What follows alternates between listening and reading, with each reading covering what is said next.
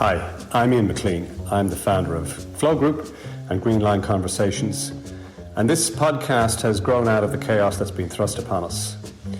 During the podcast, I'm going to try and share with you the best of 25 years of helping corporate organizations deal and cope with change. So, as you're out there, busy making sense of it all, trying to cope, and maybe in some cases trying to rebuild your organizations, I'm hoping that some of this can be of some assistance. We'll keep it deliberately short, because I know you're busy. Let's dive in. During the last financial crisis, economists became the rock star of the piece. They were the ones that were sought out on the radio waves, for interviews on TV, in the newspapers and magazines. This time around, during the COVID era, the epidemiologists are the rock stars. And one such is Jack Lambert, who wrote an opinion piece for the Irish Times recently under the heading of the 10 things we need to do to combat the spread of the virus. He's a science man, a branch of medicine, with a vast experience as the professor of infectious diseases at UCD. And he's talked a lot of sense so far. On his list of 10 things to combat the virus, it won't surprise you to find that number 4 on the list is the adherence to the wearing of masks. What might be more interesting is that amongst the 10 topics that he chooses, number 1 on the list, above all else, is defined as this: the need for strong and decisive leadership and accountability. Here's somebody from the branch of science and medicine who's saying that the number 1 thing we need to be doing to prevent the spread is nothing to do with science and medicine. It's leadership. I'm mindful that during the whole of our series so far, most of the emphasis has been on dealing with the chaos in the title. And actually, the bit that we haven't discussed at any point directly is leadership itself. So here's the question. What is leadership? The problem with leadership is that everybody understands the word, so everybody uses it, and it actually devalues it as a currency. Because if you stop 5 people in the street and you ask them, do they understand leadership, they'd answer yes. If you ask them to describe what leadership is, you'll get 5 very different answers. Put the word leadership into a Google search today, and you'll get over 3 trillion results. All it does is creates more confusion. The thing that got me involved in the profession and vocation that I am involved in is a fascination with human behaviour. And for as long as I can remember in life, I've been particularly fascinated by leadership itself. And leadership in the public domain is typically dealt with in 3 different ways. The first way is through what I call the hero or the talismanic leader.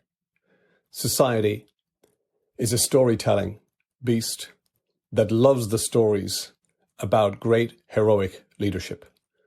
They are biographies written about great leaders in all dimensions, all the way back to the Greeks and the Romans. Modern day talismanic leaders fit into the realm of the Mandelas, Churchill, Martin Luther King, Steve Jobs, Jack Welch. These are all people, and it's very interesting to read their life stories and their leadership, or about their leadership. But it's very, very limited in terms of helping us develop our own skills. Because after all, only Steve Jobs can be Steve Jobs. The second category is the academic side of leadership, where academia has picked apart the makeup of, or the DNA of leadership, and it's reproduced it with models and metaphors and measurements and instruments. And this is all very useful because it gives us some sort of direction or framework under which we can operate. Personally, I've always gone for the third approach and preferred it, which is to ask the audience. So for nearly 30 years, every single time I've dealt with a group of leaders or leadership group, I've asked 2 questions. The first question is, why should anyone be led by you? It's really interesting to ask this question because it's greeted by a stony, prolonged silence. And it's interesting to look out at the leaders and managers as they shift uncomfortably in their chairs, trying to seek out an answer and wondering, is there a right one?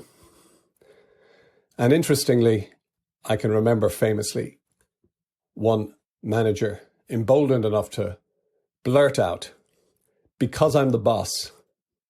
Well, you can do your maths on how that one ended. What I do remember is that in the module that this group did dealing with horses and having to lead horses, this particular manager struggled particularly because apparently the horse never got the memo. The second question that I ask is I ask groups to think about, in your life and career to date, who's the best leader you've ever encountered? All the way back to when you first started to encounter leadership in any dimension. This could be back to your school days. It might have been a teacher, a guardian, a coach, starting off in your summer jobs, your apprenticeships, your early career, all the way through to the modern day. If you had to pick out somebody who stood out to you as the gold standard for leadership, who would that person be? And the follow-up question is this. So now that you've identified who the person is, what were the characteristics that they had that made you choose them over anybody else? These characteristics, I get people to write down one at a time on Post-its. And when we gather the Post-its, the answers and the characteristics that people choose fit into one of three categories. The first category is IQ. Somebody who's really smart, somebody who's really bright, somebody who's got a really high get-it factor. They see round corners. They've got a deep understanding of things and a very, very broad and robust intellect. The second category of characteristics is technical. And what I mean by that is people who get really, really good at doing whatever it is that they do, that they become masters of their craft. This could be somebody who's brilliant at sales. It could be somebody who's great at coding, somebody who knows how to run a project brilliantly. So it's somebody who has mastered their craft to such a degree that they have an expertise, and it's almost like an art form. The third category for characteristics is what I call the emotional connection. And what I mean by that is this is people's ability, leaders' ability to connect with people in ways that makes them feel important or special. So the type of thing that appears on the Post-its for this category are things like, they trusted me. They gave me responsibility. They had a genuine interest in my welfare. They were honest. I always knew where I stood with this person. They were tough, but they were fair. What's interesting about it is that in more than 25 years of asking the question and harvesting characteristics and seeing which basket they fit into, 70% of everything that people identify with or attribute to great leadership fits into the emotional connection basket. People will forget what you said. They will forget what you did, but they will never forget how you made them feel. Leadership ultimately is about impact. Nobody ever sets out to be a bad leader. In fact, nobody in their own heads is a bad person. President Trump was interviewed most recently by radio journalist and right-winger Rush Limbaugh.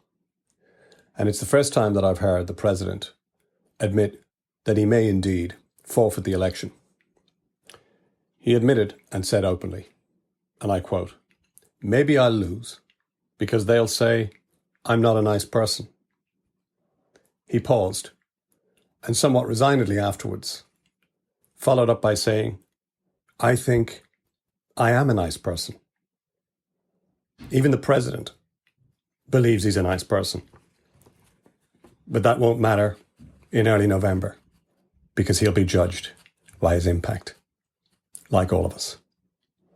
Until next time, stay sane, stay safe, stay connected.